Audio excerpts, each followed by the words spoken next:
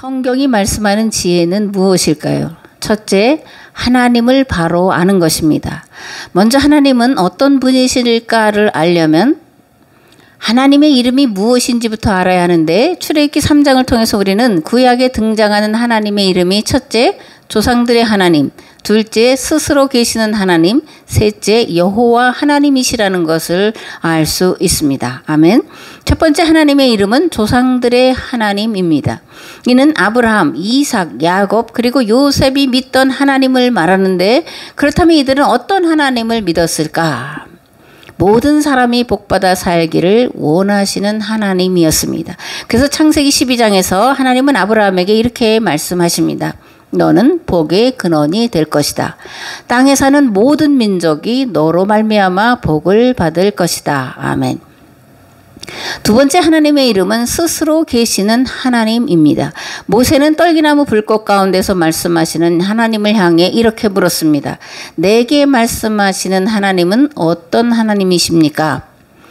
하나님은 모세의 이 물음에 나는 스스로 있는 자다 이렇게 말씀하셨는데, 히브리어로는 에흐에 아쉐르 에흐에이고 헬라어로 번역한 70인역에서는 에고 에이미 오온이고 영어로는 I am인데, 이 안에 들어가 있는 의미는 하나님은 만물의 근원이시고 근본이시며 본질이시고 진리와 원리라는 의미입니다.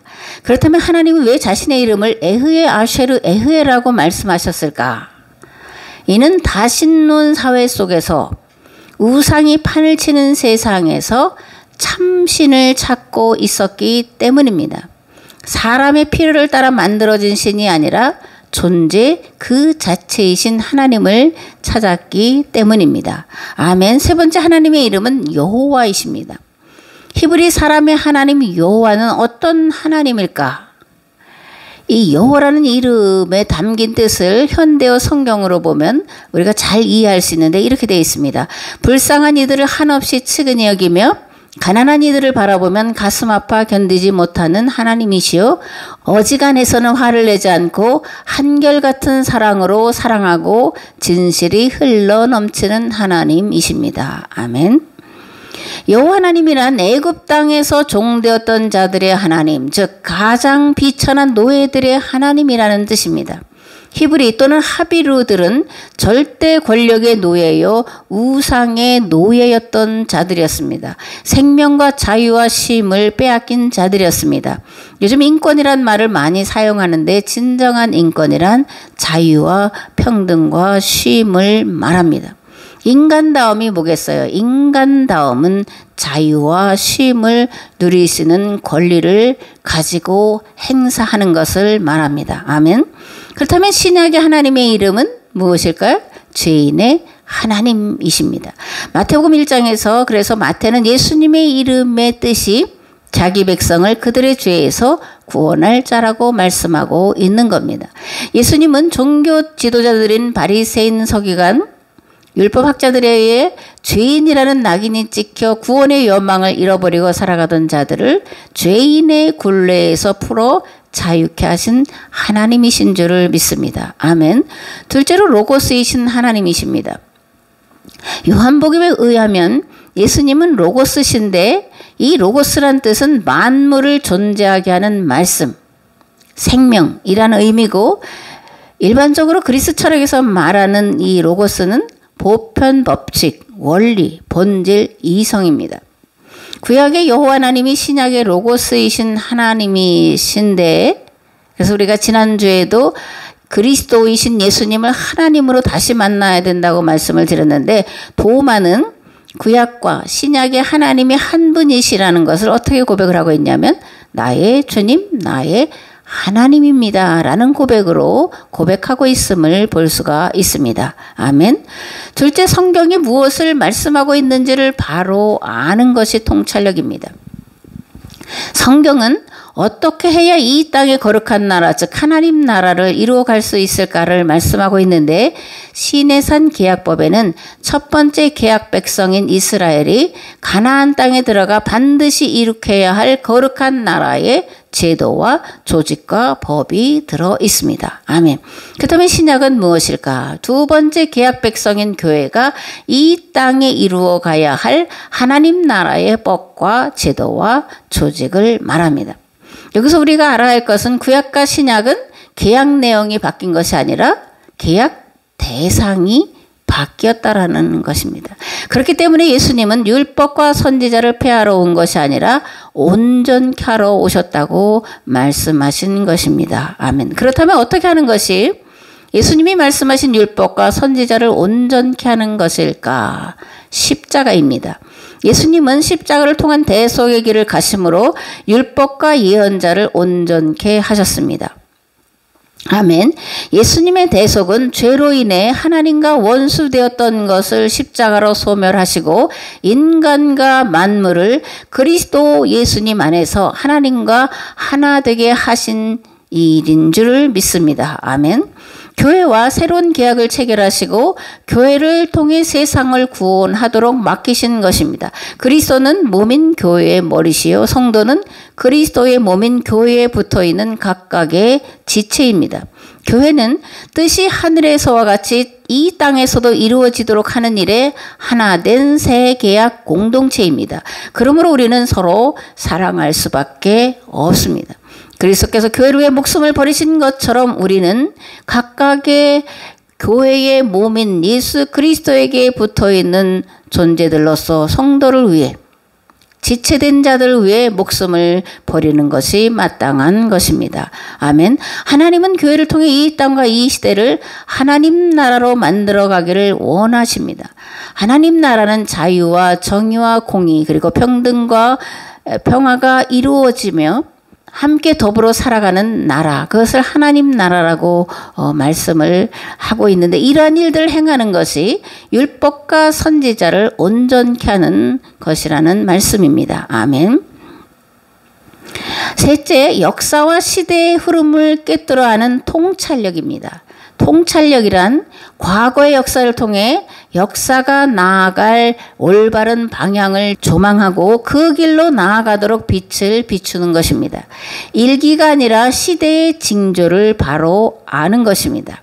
교회와 성도가 어떻게 하면 이 세상을 하나님 나라로 만들어 갈 것인지 그 길과 방법을 성경과 역사를 통해 밝히 아는 것입니다. 통찰력을 교회가 잃어버린다면 그런 교회를 향해 예수님은 이렇게 선포하실 것입니다. 위선자들아, 너희는 땅과 하늘의 기상은 분간할 줄 알면서 왜 이 때는 분간하지 못하느냐. 아멘. 넷째, 교회와 성도가 마땅히 행해야 할 바를 아는 것입니다. 마태복음 5장에서 예수님은 교회와 성도가 마땅히 해야 할 것이 무엇인지를 이렇게 말씀합니다. 너희는 세상의 빛이다. 너희 빛을 사람에게 비추어서 그들이 너희의 착한 행실을 보고 하늘에 계신 너희 아버지께 영광을 돌리게 하여라. 아멘. 오늘 우리가 살아가고 있는 세상은 어떻습니까? 창세기 1장 2절의 말씀처럼 땅이 혼돈하고 공허하며 어둠이 깊음에 있지 않습니까? 불법과 불의가 판을 치고 무질서와 부조화가 판을 치는 사회 아닙니까? 책임, 희생, 헌신, 의무라는 말은 사라지고 남이 어떻게 되든 자신의 권리와 이익만 찾고 있지 않습니까? 꿈과 이상은 사라지고 오로지 탐심을 쫓아 육체의 욕망만을 추구하고 있지 않습니까? 그래서 마약이 판을 치고 있고 깡패들이 불법을 통해 다른 이가 애써 일궈놓은 기업을 빼앗아 버젓이 기업가 행세를 하고 있는 것은 오늘 우리가 눈으로 똑똑히 보고 있습니다.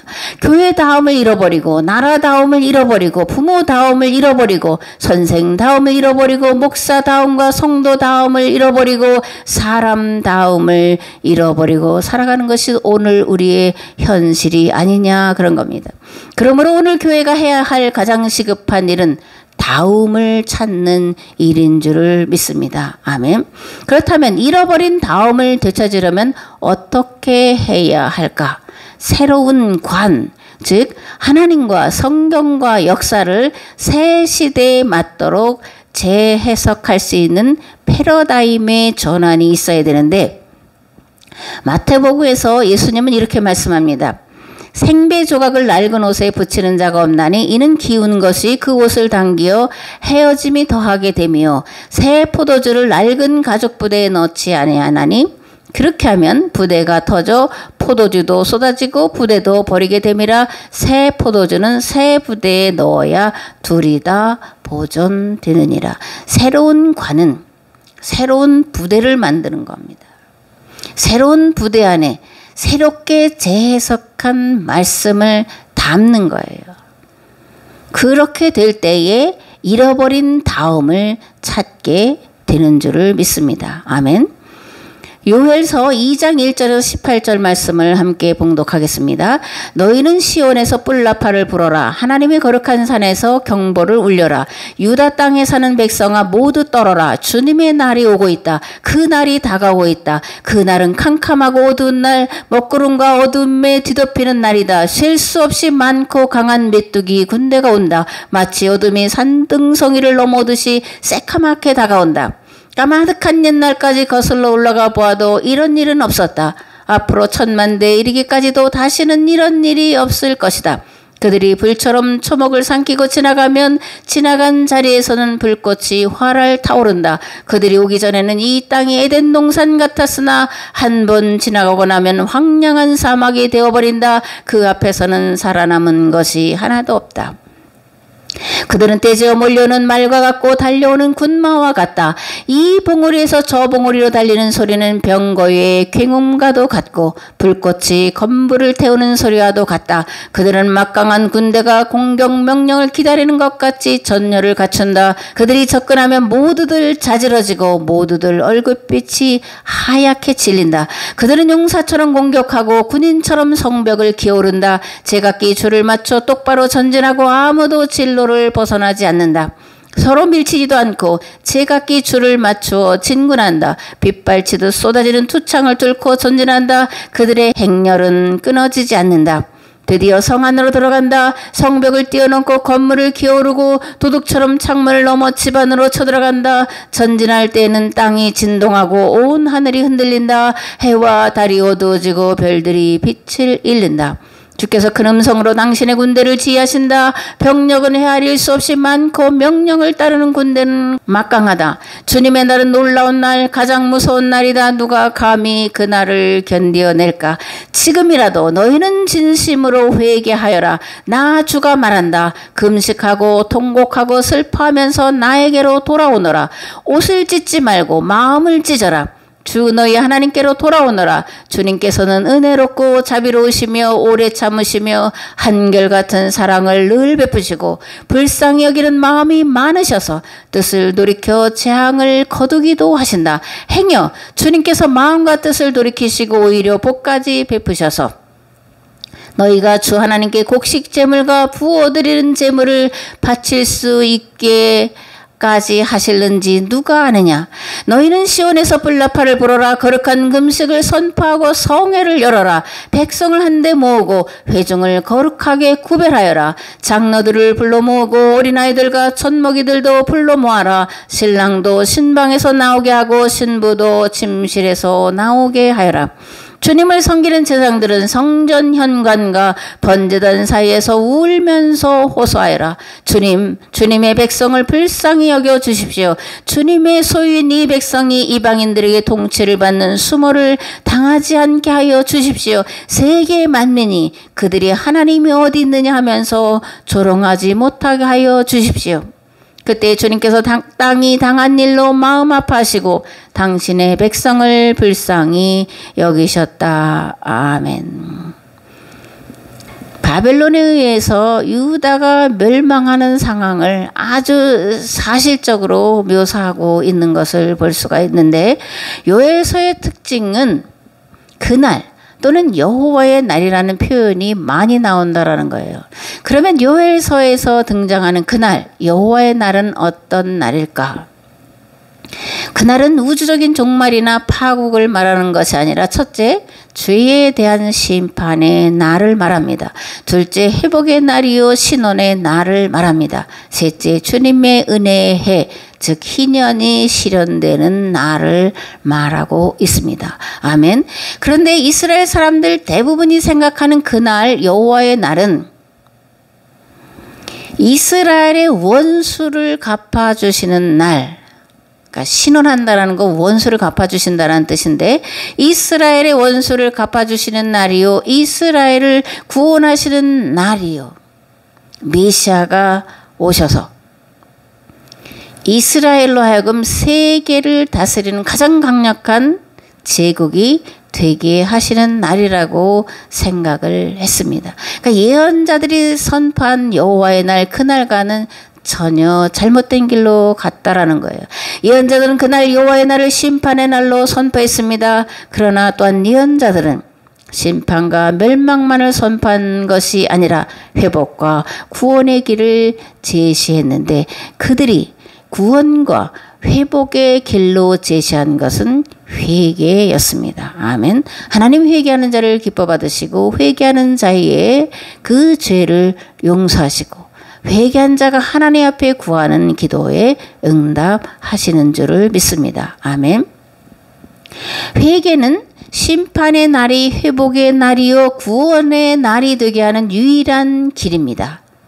그래서 요엘은 이렇게 선포합니다. 너희가 살려면 지금이라도 진심으로 회개하여라. 거룩한 금식을 선포하고 성회를 열어라. 주 너희의 하나님께로 돌아오너라. 금식하고 통곡하고 슬퍼하며 마음을 찢어라. 아멘. 살려면 진심으로 회개해야 될 줄을 믿습니다. 거룩한 금식을 선포하고 통곡하고 슬퍼하고 옷을 찢는 것이 아니라 마음을 찢고 하나님께로 돌아가야 될 줄을 믿습니다. 아멘. 하나님께로 가는 길은 항상 열려 있습니다. 하나님께로 돌아가는 시간에는 늦음이란 없습니다. 왜냐하면 하나님의 시간은 항상 지금이요 오늘이기 때문입니다. 사도 바울은 고린도후서 6장에서 이렇게 선포합니다. 우리는 하나님과 함께 일하는 사람으로서 여러분에게 권면합니다. 하나님의 은혜를 헛되이 받지 않도록 하십시오. 하나님께서 말씀하시기를 은혜의 때에 나는 네 말을 들어주었다. 구원의 날에 나는 너를 도와주었다 하셨습니다. 보십시오. 지금이야말로 은혜의 때요. 지금이야말로 구원의 날입니다. 아멘. 유대인들은 그날 여호와의 날을 원수 갚아주시는 날, 이스라엘 온 세계를 지배하는 제국이 되게 하시는 날로 생각했는데, 그럼 오늘 우리는 그날 또는 여호와의 날을 어떻게 생각하고 있을까? 우리가 생각하는 그날 또는 여호와의 날, 은혜의 날은 재림하시는 날이죠. 그죠? 그래서 예수 그리스도의 재림을 기다리면서 마라나타 주여 오시옵소서 이렇게 외치고 있는 게 오늘 우리의 그 모습인 것을 알 수 있습니다. 예수님이 재림하시면 구원받은 자들은 들림받아 천국에 들어갈 것이고, 예수님을 믿지 않는 자들은 지옥 불에 떨어진다고 믿고 있습니다. 그렇기 때문에 외치는 거예요. 아멘 주 예수요 어서 오시옵소서. 그런 찬양을 많이 부르면서 주님이 오실 날을 기다리고 있는데, 과연 성경이 그렇게 말씀하고 있느냐는 우리가 깊이 정말 고민하며 생각을 해봐야 됩니다. 요한계시록 22장 18절에서 21절 말씀을 보면, 나는 이 책에 기록한 예언의 말씀을 듣는 모든 사람에게 증언합니다. 누구든지 여기에 무엇을 덧붙이면 하나님께서 그에게 이 책에 기록한 재앙들을 덧붙이실 것이요, 또 누구든지 이 예언의 책에 기록한 말씀에서 무엇을 없애버리면 하나님께서 이 책에 기록한 생명나무와 그 거룩한 도성에서 그가 누릴 몫을 없애버리실 것입니다. 이 모든 계시를 증언하시는 분이 이렇게 말씀하셨습니다. 그렇다. 내가 곧 가겠다. 아멘. 오시옵소서 주 예수님.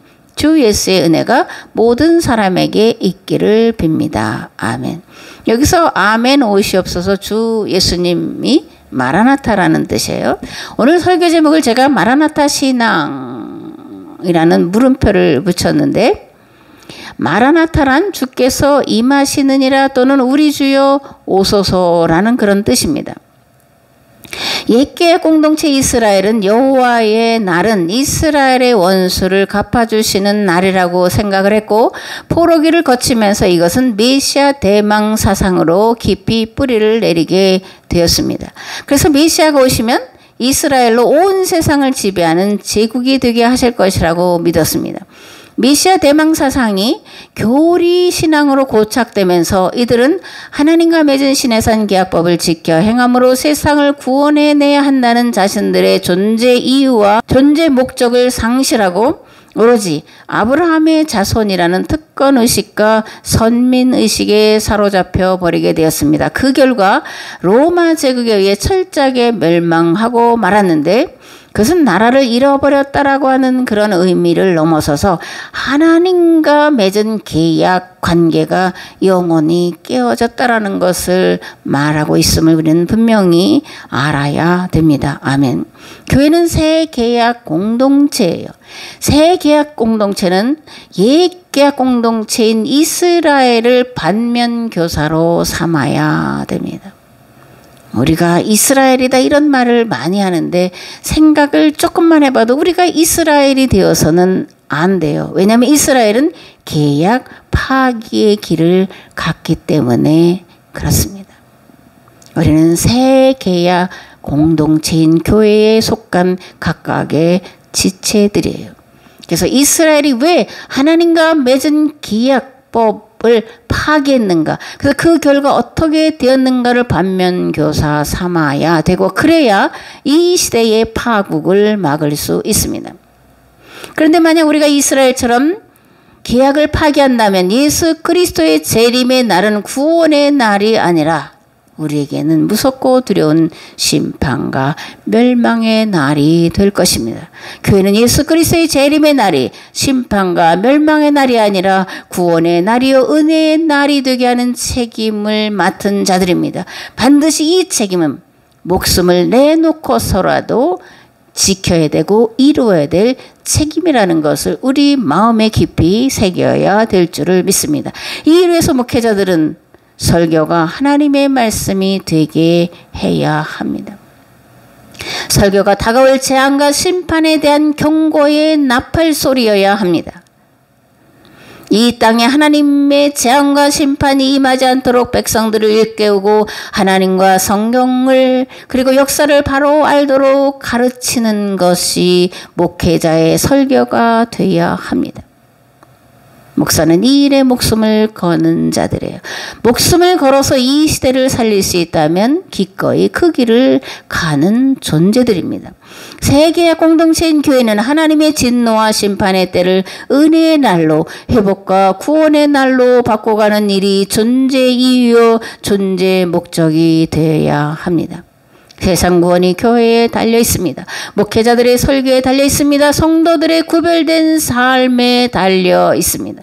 교회와 성도는 오늘 우리가 어떻게 하느냐에 따라 하나님의 심판의 날이 은혜의 날이 되고 멸망의 날이 구원의 날이 된다는 것을 기억하고, 요엘서 2장에 기록된 말씀처럼 지금이라도 마음을 온전히 바쳐 하나님께로 돌아가는 일에 목숨을 걸어야 합니다. 금식하고 울고 슬피 가슴을 치며 하나님께로 돌아가야 합니다. 아멘. 예수님은 회개하는 교회와 성도를 찾으시고 찾으신 그들에게 오늘도 이렇게 말씀하십니다. 내가 회개하는 교회와 성도에게 하늘나라 열쇠를 주겠다. 내가 이 세대의 구원의 길을 구하고 찾고 들인 교회와 성도들에게 그 길을 찾도록 지혜와 명철과 통찰력을 주겠다. 이러한 교회와 성도가 무엇이든지 땅에서 매면 하늘에서도 매이게 할 것이요 땅에서 무엇이든지 풀면 하늘에서도 풀리게 할 것이다. 아멘. 이제는 길과 진리와 생명 되신 예수 그리스도의 은혜와 아버지 하나님의 무한하시고 흑진하신 사랑하심과 성령님의 감화 감동 교통 역사하시며 심판의 날이요 멸망의 날이 아닌 구원의 날이요 은혜의 날로 바꿔가는 것이 우리의 존재 이유요 존재 목적인 것을 깨닫고 돌아가는 우리의 삶의 자리 위에, 교회 위에, 가정과 직장 위에, 이 나라 이 민족 위에 이제로부터 영원토록 함께 하옵시기를 간절히 축원하옵나이다. 아멘. 아멘.